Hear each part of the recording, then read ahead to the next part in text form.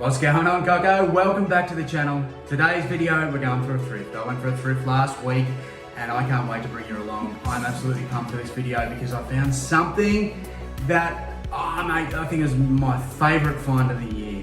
You're probably wondering why I'm standing next to an empty cupboard. We'll get to that in a minute. I'm gonna have a thrift first. Now, shout out to Dad. Every time he got on the frothies, he told me how good this song was. If it doesn't sell, Father's Day present, I reckon. You going to the op shops? Yeah. Everything's half price. Yeah. How good's that? Good timing.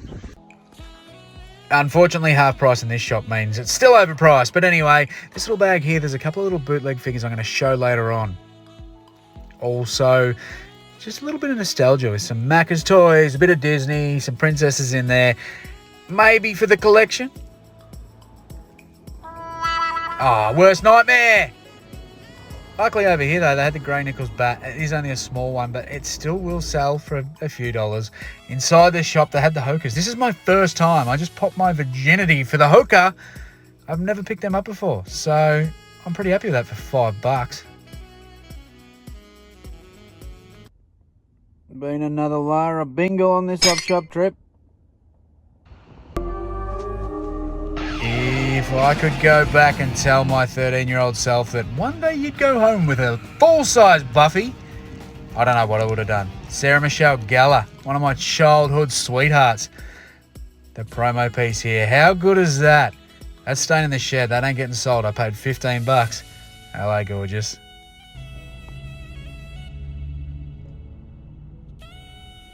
I haven't actually picked up much VHS lately, but in a couple of shops, we've got the Stephen King, we've got the Alien, the Predator, stuff like that. I was pretty happy. Some of this was actually $5 for $1 at the Salvos, so really chuffed with that. On to the church, and it's just a 1991 Ken doll here. I have to grab it. They go for about $30. These could have been a part of the toy challenge, but you got the Max Steel, you got the Action Man. They're just no clothes. They're a bit banged up for $3 each. I don't want to be taking home shit. There's only one good game in this lot, which I did sell straight away. Then I found this picture here. Would have you grabbed it? People that love the art. It is a print, $15. I did pick it up because I think it'd go all right. But anyway, Packed to the Rafters, 5 and 6. These are usually about $30 each, so I grabbed them. The Top Flight, I love getting the sealed golf balls. This is not ones that I know what the price will be, but generally they do sell. Now here's another piece here, a bit of art, hand painted. It looks like a decent piece. Would have you grabbed it? That one down, please. Yeah. Are you going to buy it? Yeah, I'll buy it. Yeah, I'll buy that one. I can get that down the Not much craziness going on here. A couple of Thomas the Tanks at $2 each, usually go for $15.20. The shoes, Converse, and a few records. Cliff Richard bundles, and we've got the Cabbage Patch Kids here. Found this pair of shoes too. I was up and about. They were only a few bucks, but then after wandering around for a bit, I had a proper inspection of them and they were destroyed, so I put them back. A little steamer here. These things just go really well for me on Facebook when I get them, but I'm going to keep this one. I do not have one at the moment.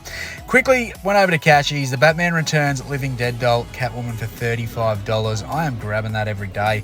And a couple of cricket bats. The Kookaburra, $25. And then also this New Balance. It looks like these actually go quite well. They retail for $350 new. So I'm not sure what I can get on the pre-owned market, but I'll shoot high and see what happens. It's been a couple of months since I started this challenge and I haven't done an update in a little while. But the collection's building. I've turned 99 cents into a lot of money and a lot of figures, and I'm really pumped to show you. I'm going to try and bang through it really fast. Just for a quick update, I got down to $3. That $3, and that was really tough because I needed stuff to move, and moved on Chrissy. Chrissy actually sold it, $29 for her. Now, I'm taking fees out of this, and the money that I pay for stuff comes out of the piggy bank, don't forget. But Chrissy moved on for that $29.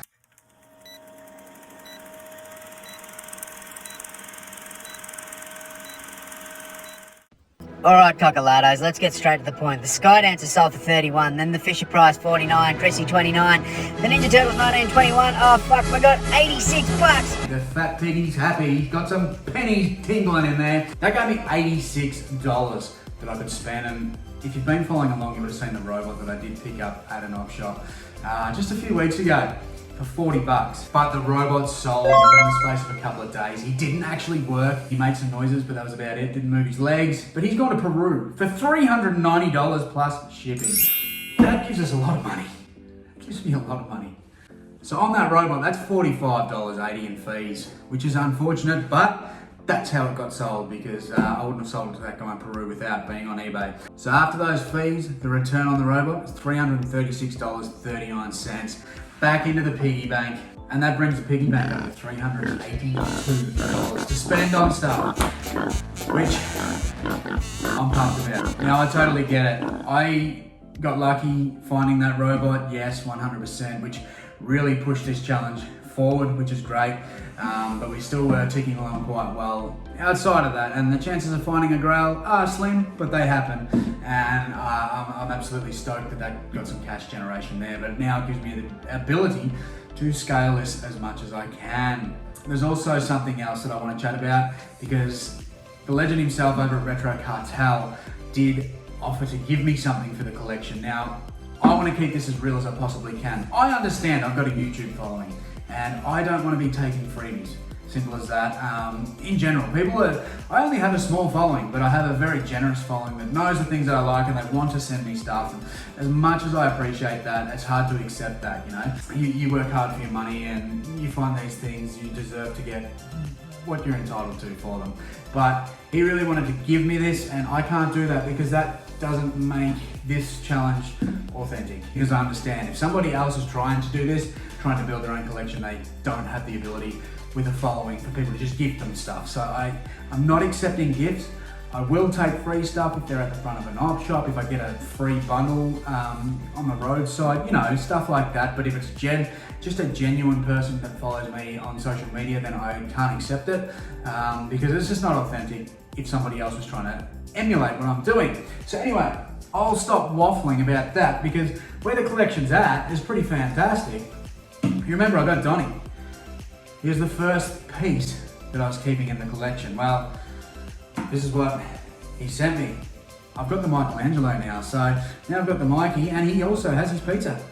Hey, you beauty. So I appreciate that. I paid $10 for that. Now I'm only 2 away from getting them all. So appreciate that very much. And go and check him out on Instagram. He's got some really cool stuff, I'm telling you. So the collection, we've got the Godzillas too, as well as the Rugrats, which is where we sort of left off last time. In this thrift day that I've been showing you, I also got a little toy bag with these in and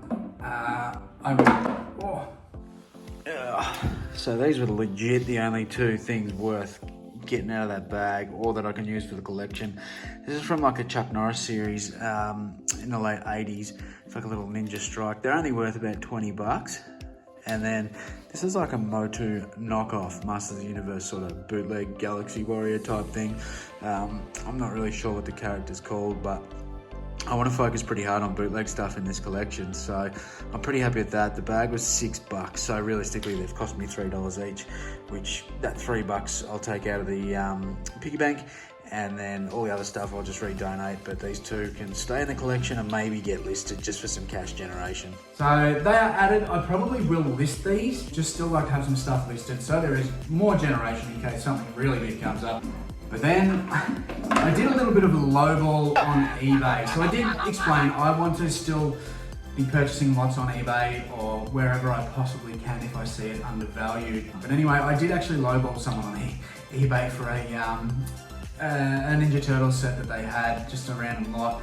And he reached out to me and said, yeah, well, we can do that. So, absolute legend. I've got quite a few Ninja Turtle figures now, so I'm gonna have to just slide them in here and do a bit of a overview. Oh, we've knocked her over. We've got the Mikey there. For the second time already in the collection, April O'Neil.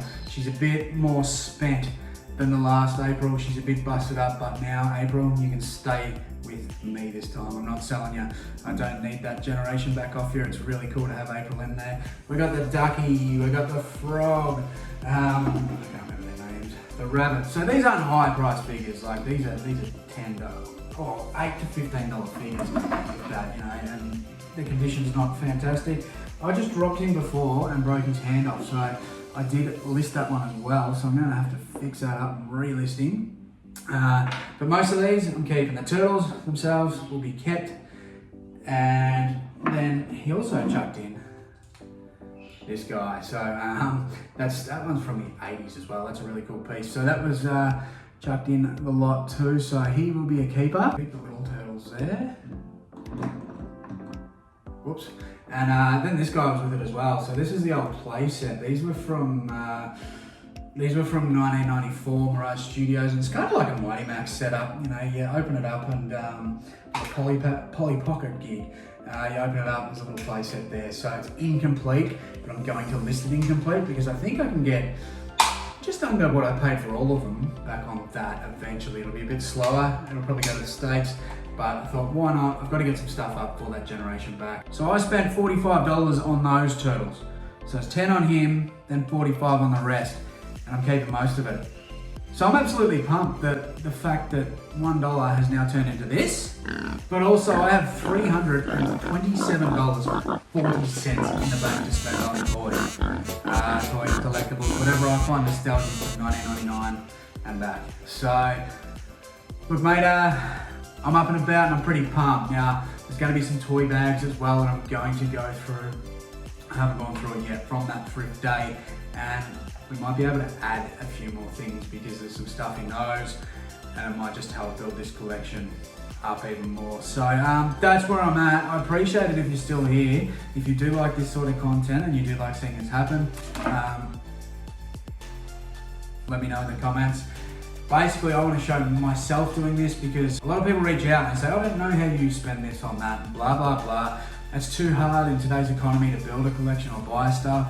Well, this is kind of how you do it. If you can put it aside, you can start with that $1 and work your way up to build whatever you want to, as long as you budget. And this can go for anything within life. I mean, it's like investing. If you don't understand stocks and shares and whatnot, this is an investment as such.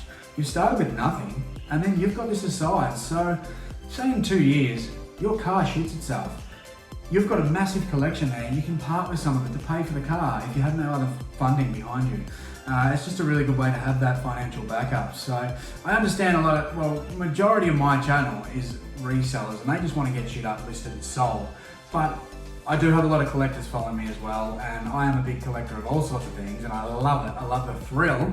And this is just a way, maybe you can do it if you wanted to do it yourself, and I enjoy doing it. It's good fun. It's good fun doing the hunt. I'm really enjoying this process and actually documenting it because I can look back, see what I've done, and then eventually in 12 months time, see what I own, and we'll try and value it and see what I've turned that dollar into in a year. So I'm having fun doing this. If you're having fun watching it, let me know below. But that's going to do me today. I hope you enjoyed the thrift. Buffy, mate. What do you reckon about that? Oh, I'm pretty chuffed with Buff. But anyway, that's me, over and out. I'll see you in the next one, okay?